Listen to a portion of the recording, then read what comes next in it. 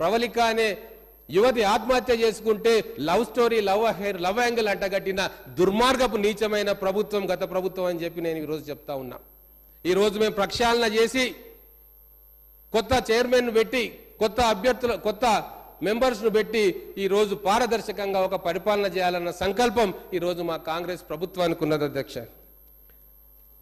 ఉద్యోగాలు ఇచ్చినామని చెప్పి వీళ్ళు ఎలక్షన్ల ముందు ఎన్నో మాటలు చెప్పిండ్రు. కానీ ఎన్ని ఉద్యోగాలు ఇచ్చినో నీకు తెలుసు, మాకు తెలుసు. గుండె మండిన నిరుద్యోగులను అడిగితే తెలుస్తుంది ఎన్ని ఉద్యోగాలు వచ్చినాయో, ఎన్ని పేపర్ లీకేజీలు అయినాయో, ఎన్ని కుటుంబాలు రోడ్డున పడ్డాయో. అది వాళ్ళని అడిగితే తెలుస్తుంది అధ్యక్ష. ధరణి గురించి కూడా మాట్లాడుకోవాలి. ధరణి లక్షల మంది రైతాంగానికి కంటి మీద కునుకు లేకుండా చేసింది, పంచాయతీలు పెట్టింది, అన్నదమ్ముల మధ్య గొడవలు పెట్టింది, ఇరుగు పొరుగు మధ్య గొడవలు పెట్టింది, హత్యలకు కూడా దారితీసింది. అటువంటి ధరణిని ప్రక్షాళన చేస్తామని చెప్పినాము. ఆ దిశగా మా ప్రయత్నం కొనసాగుతుంది. కమిటీ చేసినాం, మా సీనియర్ మంత్రుల నాయకత్వంలో అధికారులతోటి కమిటీ చేసినాం. ఖచ్చితంగా ధరణిలోని లోపాలను సవరిస్తాం, అవసరమైతే ప్రక్షాళన చేస్తాం. రివ్యూ సందర్భంగా నేను కూడా అక్కడ ఉన్నా. మా ముఖ్యమంత్రి గారు ఒక వ్యాలిడ్ పాయింట్ అక్కడ లేవనెత్తినారు అధ్యక్ష. ఎక్కడనో టెరాసిస్ అనే సంస్థ ధరణి యొక్క మాస్టర్ కి దాని చేతిలో ఉంది. అది విదేశీ సంస్థ. దాని మూలాలు ఎక్కడున్నాయో, దాని డైరెక్టర్లు ఎవరో, దాని ఓనర్లు ఎవరో కూడా ఎవరికి తెలియదు. మరి ఒక విదేశీ సంస్థకు మన భూభాగంలో, భారత భూభాగంలో ఆస్తుల విలువ, మనుషుల సమాచారం అంతా కూడా ఇస్తే అది దేశ సమగ్రతకు ముప్పు కాదా అని చెప్పి ఆ రోజు మన గౌరవ ముఖ్యమంత్రి గారు ప్రశ్న లేవనెత్తిరు. అందుకోసమే రాష్ట్ర ప్రభుత్వానికే ఈ ఇన్ఫర్మేషన్ అంతా ఉండాలని చెప్పి అది మళ్ళీ రాష్ట్ర ప్రభుత్వ కంట్రోల్కి ఆ ఇన్ఫర్మేషన్ తీసుకొచ్చిన ఘనత మన కాంగ్రెస్ ప్రభుత్వాన్ని అని చెప్పి ఇప్పుడు తెలియజేసుకుంటా ఉన్నాం. ఆర్థిక క్రమశిక్షణ గురించి కూడా మళ్ళీ మనం మాట్లాడుకోవాలి. ఏ ప్రభుత్వమైనా పారదర్శకంగా ఉంది అంటే దానికి ఎగ్జాంపుల్ శ్వేతపత్రం ప్రకటిస్తుంది అధ్యక్ష. ఆర్థిక శ్వేతపత్రం మేము ప్రకటించినాం, విద్యుత్ మీద శ్వేతపత్రం ప్రకటించినాం. ఎంత నిష్పక్షపాతంగా ఉన్నామో ఇది ఒక్కటి చాలా అధ్యక్ష.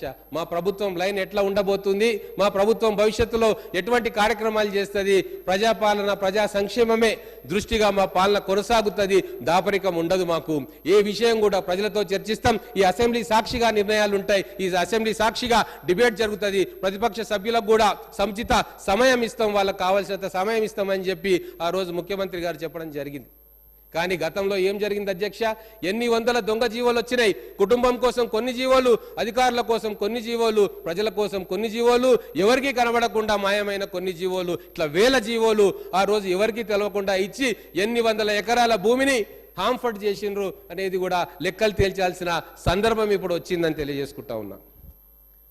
సీఎం కుర్చీ అంటే సింహాసనం కాదు, అధికారం అంటే రాజరికం కాదు. ఇదే కాంగ్రెస్ పార్టీ ఫిలాసఫీ. అధికారం ఉన్నది ప్రజలకు సేవ చేయడానికి. కానీ గత 10 సంవత్సరాల్లో ఏం జరిగింది అధ్యక్ష? ప్రగతి భవన్లో పాలన జరిగింది. రజనీకాంత్ గారు డైలాగ్ ఒకటి ఉంటుంది, చాలా మందికి తెలిసే ఉంటుంది, పంచ్ డైలాగ్. అప్పుడప్పుడు ప్రతిపక్ష సభ్యులు కూడా కొన్ని పంచ్ డైలాగులు కొడతా ఉంటారు. దేవుడు శాసిస్తాడు, అరుణాచలం పాటిస్తాడు. అక్కడ దేవుడు ప్రగతి భవన్లో శాసిస్తాడు, ఇక్కడ అధికారులు, మంత్రులు, ఎమ్మెల్యేలు, ఎంపీలు అందరూ కూడా పాటిస్తారు. అందుకే పరిపాలన ఇంత అగమ్య గోచరంగా తయారైంది. అందుకే ప్రజలు వాళ్ళని తిరస్కరించిండ్రు. అందుకే ఈరోజు ఒక పారదర్శక పరిపాలన, ఆర్థిక క్రమశిక్షణతో కూడిన పరిపాలన రావాలని చెప్పి మా ప్రభుత్వం కృషి చేస్తూ ఉంది.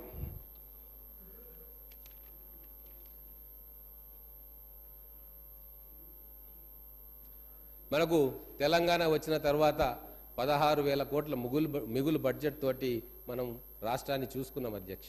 ధనిక రాష్ట్రంగా మనం భావించుకున్నాం. కానీ 10 ఏళ్ల పరిపాలన తర్వాత ఈరోజు దాదాపుగా 7 లక్షల కోట్ల రూపాయలు ఈరోజు అప్పుగా మిగిల్చిపోయింది గత ప్రభుత్వం. మరి దీన్ని సమర్థించుకుంటూ కొంతమంది నాయకులు ఏమంటున్నారంటే మేము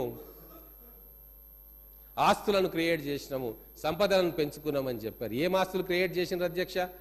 1,00,000 కోట్ల రూపాయలు కాళేశ్వరం ప్రాజెక్టులో పెడితే ఆ మేడిగడ్డ బ్యారేజ్ మునిపోతా ఉంది. సుందిల్లా అన్నారం పరిస్థితి ఏముందో తెలియదు. అవా ఆస్తులు నిలబెట్టేదంటే కాంగ్రెస్ ప్రభుత్వం గతంలో నిలబెట్టింది అధ్యక్ష. 60 సంవత్సరాల క్రితం కట్టిన నాగార్జున సాగరము, 40 సంవత్సరాల క్రితం కట్టిన శ్రీశైలం ప్రాజెక్టు, 30 సంవత్సరాల క్రితం కట్టిన జూరాల ప్రాజెక్టు నిటారుగా నిలబడి కాంగ్రెస్ పార్టీ డెవలప్మెంట్ మోడల్ ఏంది అని చెప్పి ఈరోజు ప్రపంచానికి సగర్వంగా చాటుతుంది. అదే మా కాంగ్రెస్ మోడల్. మరి బీఆర్ఎస్ మోడల్ ఏంది అంటే కూలిపోతున్న మేడిగడ్డ, శిథిలమవుతున్న పాఠశాలలు, బాత్రూంలు, టాయిలెట్లు లేని వసతి గృహాలు. ఇది బీఆర్ఎస్ పార్టీ మోడల్ అని ప్రజలు నిర్ద్వందంగా తిరస్కరించారు అధ్యక్ష. ఇవన్నీ కూడా చాలా చిన్న విషయాలంట.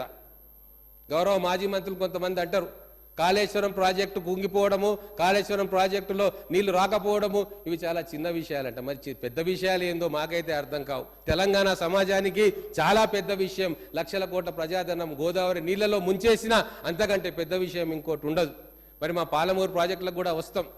ఇప్పుడు ఈ మేనిఫెస్టో చూస్తే టీఆర్ఎస్ పార్టీది అన్నీ కూడా ఒక అబద్ధమే. ఒక మాట చెప్పాలంటే మా పాలమూరు వాసులకు తెలుసు, మా మహబూబ్ నగర్ జిల్లా వాసులకు తెలుసు అబద్ధం అంటే ఎంత అందంగా ఉంటుంది, అబద్ధం అంటే ఏంది అని. అబద్ధం అంటే దానికి ప్రతిరూపం కేసీఆర్ గారు అని చెప్పి మా పాలమూరు వాసులు అంటారు.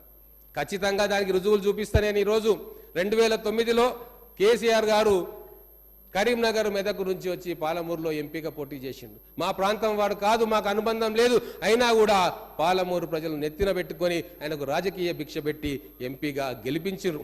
ఆ రోజు నేను ఆ జిల్లా అధ్యక్షుడిగా కేసీఆర్ వెంబడి 100 సభల్లో పాల్గొన్నా. ఆ రోజు మా పాలమూరు ప్రజలకు ఏం చెప్పిండు కేసీఆర్ అనేది ఇప్పటికీ మా పాలమూరు ప్రజలు గుర్తుకు చేసుకుంటారు. కృష్ణానదిలో కాళ్ళడ్డం పెట్టి నీళ్లు మలుపుతా, పెండింగ్ ప్రాజెక్టులు 6 నెలల్లో క్లియర్ చేస్తా, పాలమూరును సస్యశ్యామలం చేస్తా అని చెప్పి 2009లో మాటలు చెప్పిన కేసీఆర్ గారు ముఖ్యమంత్రి అయిన తర్వాత కూడా పాలమూరుకు మొండి చేయి చూపించిన విషయం మా పాలమూరు ప్రజలు గుర్తుకు చేసుకుంటా ఉన్నారు. పెండింగ్ ప్రాజెక్టులు పూర్తి చేయలే. జూరాల నుంచి రావాల్సిన పాలమూరు రంగారెడ్డి లిఫ్ట్ ఇరిగేషన్ ను పైపులకో, కాసులకో, కమిషన్లకో కక్కుర్తిపడి శ్రీశైలం బ్యాక్ వాటర్ కు తీసుకుపోయి ఇప్పటికీ కూడా ఎన్విరాన్మెంట్ క్లియరెన్స్ కావాలని, ఫారెస్ట్ క్లియరెన్స్ కావాలని రకరకాల క్లియరెన్స్లతోటి ఆ ప్రాజెక్టును త్రిశంకు స్వర్గంలా మార్చిన ఘనత గత బీఆర్ఎస్